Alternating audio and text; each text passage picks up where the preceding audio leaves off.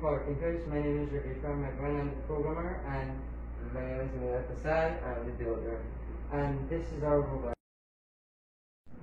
Okay, so the robot was designed so when you press the button on the remote, the servos come down, push the sanitizer, and squirt with your hand, so you just squirt the sanitizer in your hand. So after that, you come over this way, and this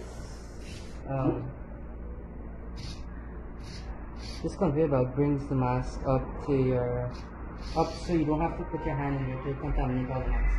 So you take your mask and you put it down after you sanitize your hand. So that was basically what we designed.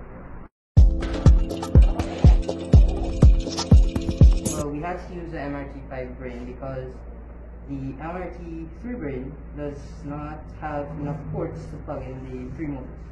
So we use the MRT5, we plug in the motors, the battery pack, the RT sensor, the servos, and well, most of the robot is MRT3. The brain and the tracks, parts of the tracks are only parts of the MRT. So that's all for the robot. Thank you. Thank you.